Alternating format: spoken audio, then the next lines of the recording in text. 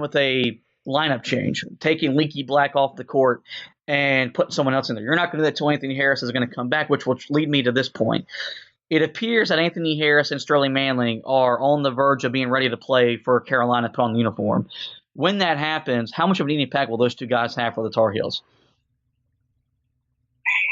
So Harris will be big. You know that he's going to come in. I said it earlier in the year, really, starting with, the games in Asheville for the Maui Invitational.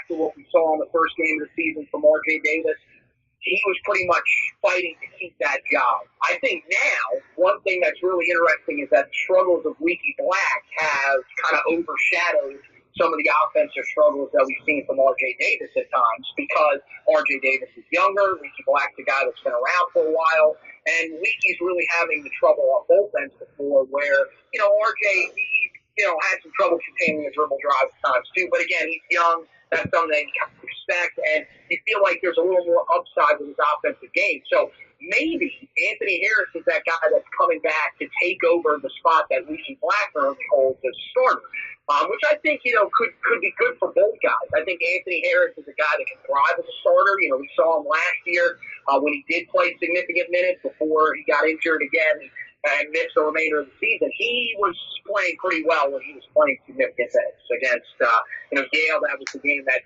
it pretty much had his best game before getting injured. But if you look at Sterling Manley, I think that's really interesting because you just don't know how much room there is down there, how much playing time there actually is available. But, again, you're going to be talking about now a fifth guy that you can bring off the bench down low that can help you out. I think that's going to be huge for Roy Williams because, as we've seen, there have been some games this year where the bigs have gotten into foul trouble, which leaves you with, one or two, two guys mainly that are going to have to be out there for an extended period of time because your other two guys are in foul trouble. That's something that, the ACC is definitely cracked down on the fouls that they've been calling. Some of them are just ridiculous. The amount of fouls that have been called in these games this year is just mind-blowing. But if you add Sterling Manley back into that rotation, you would look and say, okay, now you've got a fifth guy that can help you out down there. That's huge. We can't forget what Sterling Manley did for this team before he ended up going down with the knee injury. This was a guy that at his time, I remember you were one of the guys that thought that he would probably pan out to have a little bit of a better career than Garrison Brooks. Now, that hasn't happened for multiple reasons. Garrison Brooks has really grown into a tremendous player. He's put in a lot of hard work to become the guy that he is. And Sterling Manley has had some really unfortunate injury problems. But you still feel like he's going to be able to contribute something to this team if he is on the court. So it would be great for Carolina to get both of those guys back. We'll just have to wait and see when they do eventually get those guys back. But I think, I wonder if maybe those reports coming out will be a little bit of a motivating factor for some of these guys that are struggling right now. Like Leaky Black we talked about, or R.J. Davis. The big guys, they don't really need much more motivation, but if it does, it can take their game up to an even bigger level than they've been playing so far this year. Mainly, I think Garrison Brooks would be interesting to see if he sort of looks and says, hey, I haven't been playing great so far this year. Armando and the two freshmen have. I need to step my game up because with Sterling coming back, that could hurt my playing time even more. So, it'll be interesting to see how that motivates them. But, the thing is that this is what's a little bit different than last year. You feel like there are guys that are going to be able to come back and help you to become a better basketball team. And Anthony Harris, that's the one that everybody's looking forward to because you can play him anywhere from the 3 to the 1. So that'll help you, take the pressure off of Caleb Love, take the pressure off of R.J. Davis. But as of right now, we don't know when they're going to be able to get those guys back. So you need to win games like this game that we're talking about against Georgia Tech. Yeah, I do think that Anthony Harris's eventual return will be the biggest impact on how Carolina will play the rest of the way because I do think he would Roy would bring him along, but at some point he'd be a starter, and you would basically play with three guys that can handle the ball and run your offense. And I think it would just make the games easier for Caleb Love and R.J. Davidson. Sterling Manley, whatever he comes back and gives you is just a bonus because you don't really need anything else more down low. But if you can get another guy that you can count on to get you points and rebounds, you're not going to say no to that. And just good for him to get back on the court after everything he's battled through with his knee injury since he got to Chapel Hill as a freshman. So with that, let's go ahead and pick the game. And look, I think Carolina's going to win. And I think it's going to be the same issue, but I think it'll be the same games that they've won every time they've played. I don't think they're going to play great. I think the game's going to be ugly. I think they're going to shoot the ball pretty bad from behind the 3-point line. I think they're going to turn the ball over. I think they're going to miss foul shots. But I think they're better than Georgia Tech.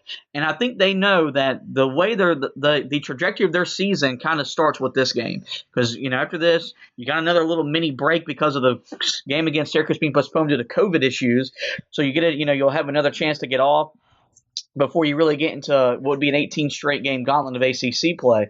And then you're going to find out who you are. You got to get back and even play in the ACC standings. I think they'll do that with a comfortable. Now I'm not going to say a comfortable win tomorrow. I think they'll win tomorrow by double digits, and we'll have something positive come on here and talk about following the game. Well, I think it'll be a little bit closer than double digits because I think that this Georgia Tech team has some really good guard play. Mentioned they've got veteran guys. Unfortunately, that seems to be right along with the recipe that a lot of the other teams have had out of the gate early this year that have started the game fast.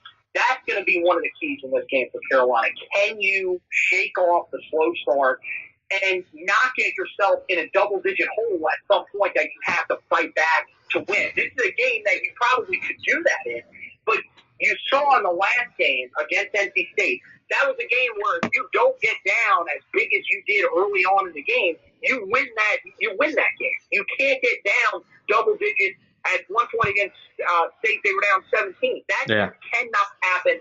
I don't think it will happen in this game. I think Carolina probably knows that they need to show a little bit of urgency here. This Georgia Tech team is a team that, they went in, they beat Kentucky, but as you mentioned, that's not a Kentucky team that we've seen in recent memory. They've never been that bad. I mean, the record is as bad as it's been really in program history for them.